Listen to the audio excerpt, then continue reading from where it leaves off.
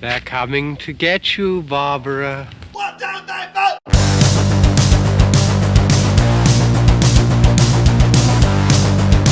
Hey guys! Hey, It's Amanda Nicole, and I'm Joe. and welcome to Girls Going Gin. Saturday edition. So this week we're going to be talking about the Hotel Cecil, or as it is known now as the Stay on the Main. Or what it was known before, which is the Suicide Hotel. Yeah, so it was, so in 1960, longtime residents started calling it the Suicide Hotel, which makes total sense for all the crazy shit that went down there. For many, many years. Mm-hmm. So the hotel was opened in 1927 in downtown Los Angeles. It's 600 guest rooms, 19 floors. It was $1 million to complete it, and it was William Bankers Hanner that opened up the hotel. And at the time they were building the hotel, it was supposed to be an up-and-coming, booming area for businessmen and wealthy travelers. And then a few years later, the Great Depression hit, and it turned into Skid Row in a budget motel. Yeah. So That pretty much explains it going downhill. the economy's great. Oh, yeah. There was over 10,000 homeless people within 4-mile radius of the hotel. So between the 1950s, it was very popular to transients. Transients? Yes. Okay, I just want to make sure. Pretty cool, though, about the hotel. They actually had old-fashioned keys. They have not upgraded, at least while this was happening, like the 2013. I don't know how much they've renovated now, but they had actual keys. They didn't have the electronic, slide to unlock your Key door cards? keys. Nope. And all the doors actually had 4 locks on them: a bolt, a button, and 2 latches. I'm good. I'm sorry, but if you go into your hotel room and it takes that much to open it, turn around. Turn around and walk out. Holiday Inn, 1 card. It could be either a really, really safe hotel or a lot of shit goes down in the hotel. And they're trying to tell you something. On a kind of cool note, though, in February 2017, this year, LA City Council voted to deem Cecil as a historical cultural monument. Now, whether it's for the art or for the crazy shit that went down, who knows? I'm going to go with the crazy shit that made the hotel popular. Yeah, that sounds good to me. Because it's definitely still bringing them in money with crazy people like us who want to go stay there. Right. That'll never go away. That'll never go away. Oh, no. I will. I mean, I really want to go there. It'd freak me out a little bit. And I wouldn't go there alone. It's not really haunted. And I wouldn't go separated either. Don't leave. Buddy system, guys. Buddy system. Buddy Link system. arms. You gotta go through the halls like this so you don't end up running into the doors and not knowing what the fuck's jumping going out the on. window for some Yeah, random seriously. reason. It's crazy to think about it. So you want to talk about the first documented suicide? The first one I heard about was a lady who attempted to kill herself. She had found out news that her husband had passed away, and she had a hard time dealing with that. So she attempted suicide, and it didn't work. And she roamed around for 3 or 4 days, I think, before she ended up jumping out a window or something like that. What the fuck? Yeah. That's news to me. Yeah. Yeah, the first one I heard about, the first documented one was in 1931, and it was W.K. Norton. He died in his room after taking a poison capsule. So it's not too crazy. No, Just poison. but he did die. But he did die. So it's pretty intense, right? It's pretty crazy, though. All the different timeline periods, if you look at them, they're not that spread out from each other, at least in the beginning. So the first one was in 1931. There was another one in 1932, which was Benjamin. He was 25. He took a gunshot to the head. No note. No nothing. And I'm only laughing because there's a Benjamin standing behind the camera. Okay? I'm not laughing because I'm a fucked Damn up those person. Benjamins that always pop up behind the camera. I'm not a fucked up person, I promise. The next one was only 2 years later, which was an Army Sergeant Lewis Borden, who was 53. He slashed his throat with a razor. Which I think that's kind of weird. Yeah. It's It's a little intense. Shoot yourself. just Jump out the window. Why are you going to slice your throat? Too much? because what if you mess up and you suffer? But then again, he was a medical surgeon. Yep, doctors and stuff So he mess knows up what he's- too. I mean, they leave instruments Very in people. true. They That is so reattach weird. things in different. That doesn't go there, but it happens. That's so strange. So then the next one was just another couple years later. Grace Margot. She fell from the 9th story, and she was wrapped in the telephone wires. She actually did not die right then and there. She died a little while later in the hospital, but they were unable to determine whether it was a suicide or it was an accident. And that one, her husband was in the room, I believe. Oh, she was arguing with him, huh? Okay, yeah. And so he completely got away with, oh, I didn't do nothing. So they didn't rule it a suicide or accident. Right. I'm sorry, that does not sound like an accident to me. No. Sound like she didn't listen the first or the second time. I'm just kidding. No. The next ones were, the next two ones actually were 1938 and 1939, both ex-military, a Navy officer and a Marine. One jumped from the top floor, which that's 19 stories, is that what I said? 19? Yes. That's a lot of stories to jump from. That's intense. And the other one was found after consuming poison. So it seems like poison and jumping off the roof is a big thing here. I wonder if he, because 19 stories, that's a ways. That's going to take you, it doesn't take forever to get down, but, that's going to take you a minute. I wonder if maybe he could have had a heart attack before he got to the bottom. Did he live the entire time shut during in the fall? shock as you're falling? Or did he pass out from the shock? I wonder if I would he imagine was you pass awake out the entire time. I wonder how high 19 stories is. That's pretty high. I know. That's pretty high. I would imagine that you pass out because of the air through your body. I would. Maybe. I don't know. I would pass out. But that's I take it back. Right? Like the old cartoons. How do you stop this? Red Bull, give me wings. Are we horrible people? A little bit. It's all right. No one's perfect. So continuing with the poison, in 1940, a teacher, this is actually really crazy. A teacher named Dorothy, who was 45 years old, she was poisoned, and they found her near death. She wasn't dead yet. They found her near death. Oh, yeah. And there was no reports published after that. We don't know if she died, lived, nothing. There was no further anything. That would definitely be interesting to find out. I really want to, we have her name. Isn't there a way to figure it out? What year was this? 1940. Yeah, probably not. She may not be around anymore, but probably maybe, not. If she wrote some stuff, maybe she has some grandkids that are... Maybe you have her stuff for her kids, I don't know. One of the next biggest issues, one of the next biggest deaths was actually Dorothy Purcell. Do you want to go ahead and talk about the baby? Oh, man. You can talk about the baby. I don't want to talk about the baby. No, I can't do that one. I can't. I'm sorry.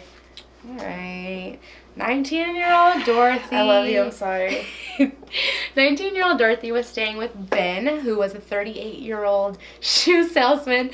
Why are they all Bens? Okay, I'll let you guys retake We can just skip this one. You guys have Google. There's Wikipedia. 19-year-old Dorothy was staying with 38-year-old Ben, who was a shoe salesman. And during the night, she woke up and was having a lot of stomach pains and coughing. And so she went to the bathroom to separate herself from Ben because he had anger issues, didn't like her waking him up, making sounds, whatever. So while she was in the bathroom, she actually ended up giving birth to a child. And she didn't know she was pregnant. So she freaked out, thinking, Ben's going to kill me. Ben's going to freak out. What am I going to do? She threw the baby out the window. That was her solution. She claims baby was dead when she threw it out the window. Why am I laughing? I swear I'm not a horrible person. No, I know. No. It's not because you're a horrible person. It's just really messed up and it's crazy. With you? Yeah, that is exactly what that laugh is. What the? Yeah. It baffles your mind and it kind of short circuits you a little bit. It's okay. She ended up getting away with it by reason of pleading, insanity. Yeah, pleading not guilty by insanity, which I guess if you're going to throw a baby out the window, you've got to be a little bit insane, so I'll give it to her for that. 1947 was a pretty fun year. Robert Smith was 35 years old and jumped from the 7th floor, not as intense as the 19th floor. That's still quite a ways, yeah. though. Jeez. And then Elizabeth Short, also known as the Black Dahlia, one of the last few places that she was seen, right before her body was found a few days later, was at the Cecil Hotel, unfortunately. Helen Green. Yeah, that one's 55. pretty intense. She was 55. Jumped from the 7th story window and registered under another name of Margaret Brown. Yes. So who was she hiding from? She registered at the hotel under a completely different name, which makes you wonder, you know, if she jumped out of the window, did she jump out of the window or did she jump out of the window? Or maybe she didn't want anybody to find her, you know, like, you know, if her body was, you know, like the police came or whatever and said, oh, who do you have this lady? Oh, this is Margaret Brown. Yeah. And then nobody she ever knew would know she died. No. She went to California, live a nice life under the sun. Yep. And the palm trees. You want to go ahead and... Excuse me. In 1962, Pauline Otten, 27 years old, jumped after arguing with her husband and landed on a 65-year-old man. Mm-hmm. And unfortunately, he died as well. It's gotta be rough.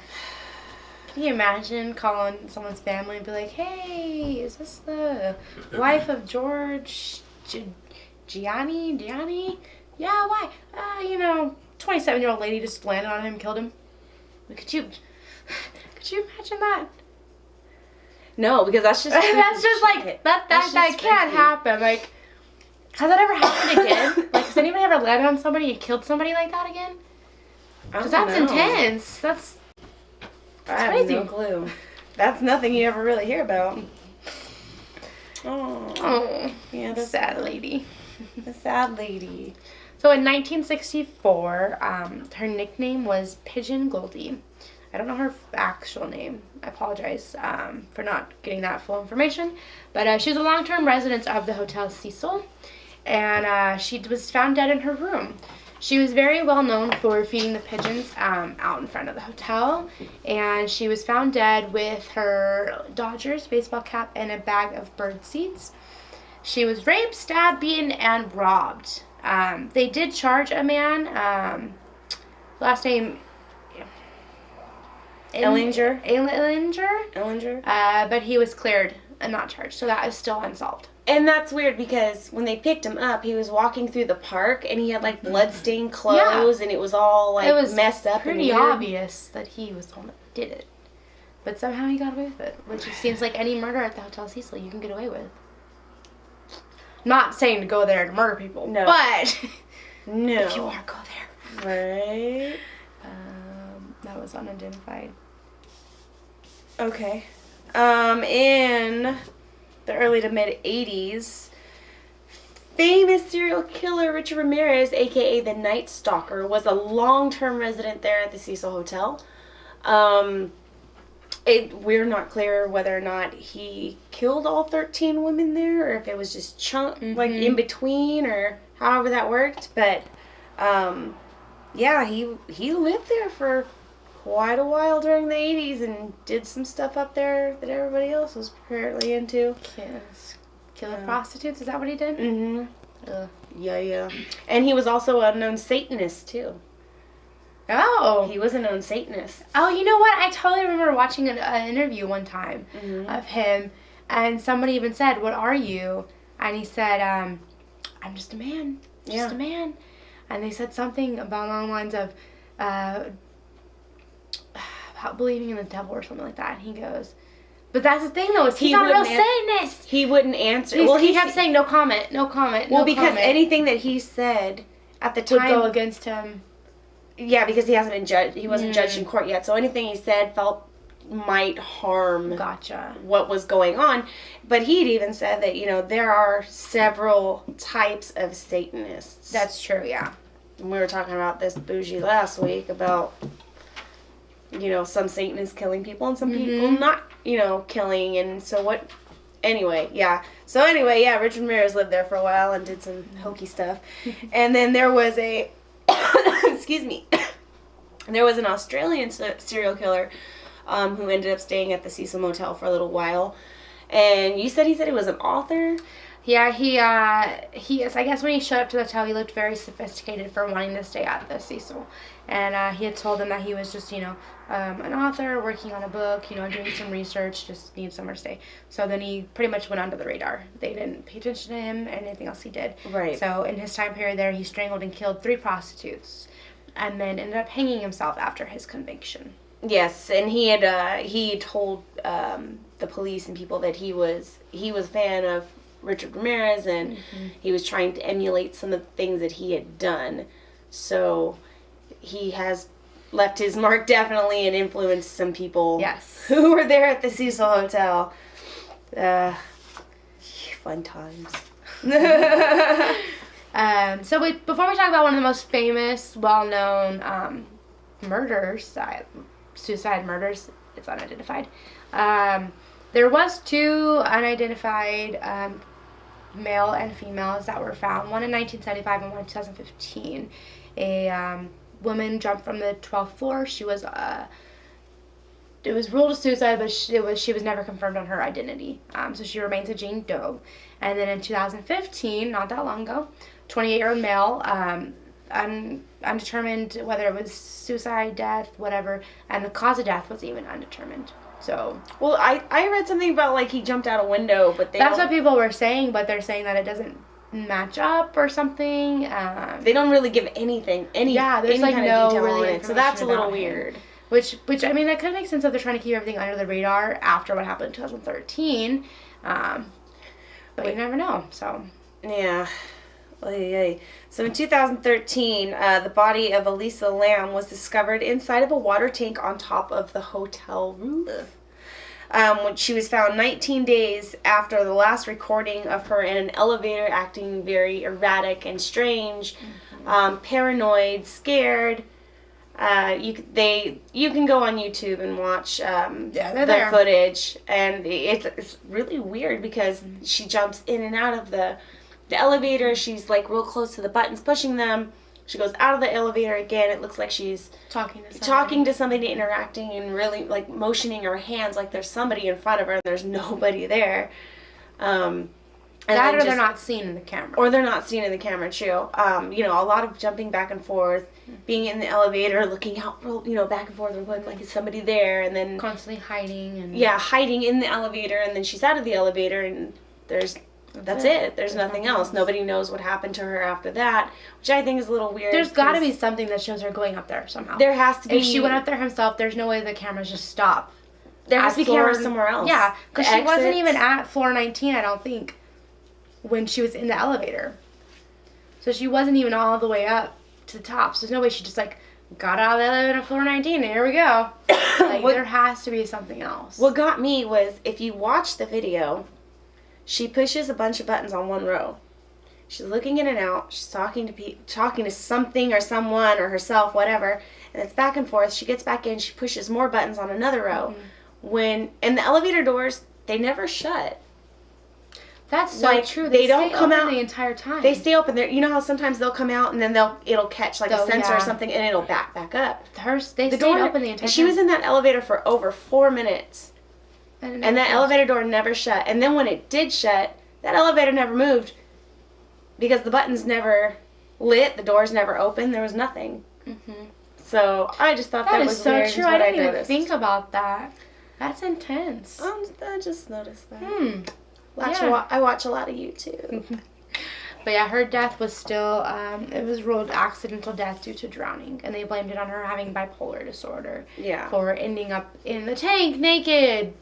With no evidence on how she got there, because it makes total sense. Yeah, they don't know how she got there. They said there was nothing in her system. There were no drugs in her system or anything. Yeah, they don't know how she got up there. They don't know how she got in there. They had to cut a hole out so they didn't have to disturb her body getting it out.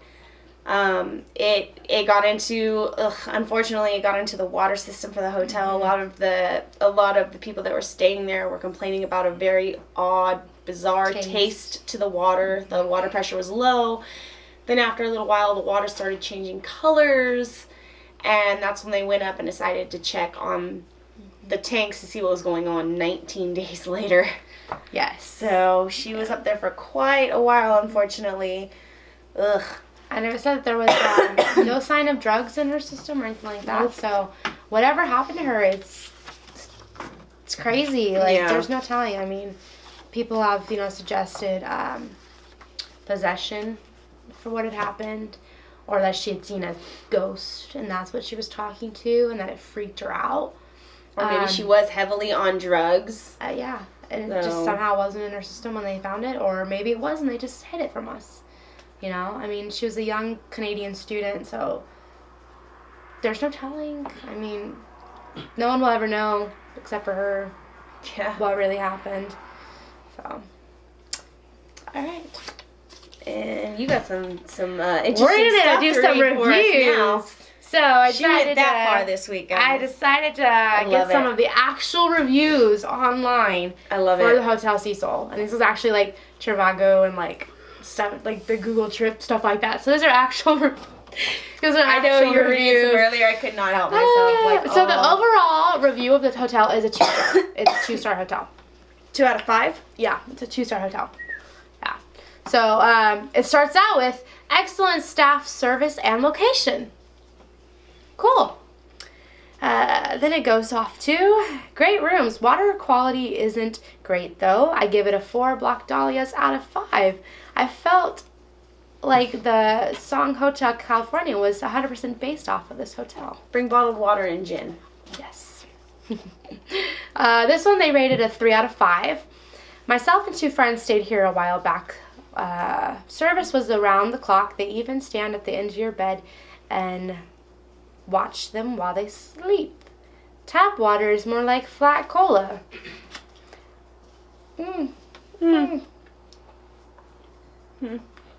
Well, okay. This one's actually so nice. I really love this place. My room was very clean and cozy and walking distance to tourist attractions. I'll definitely be back. They rated it a 4 out of 5. It's not bad.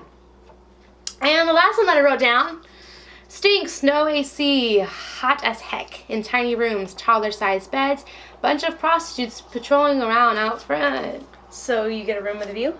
Yay!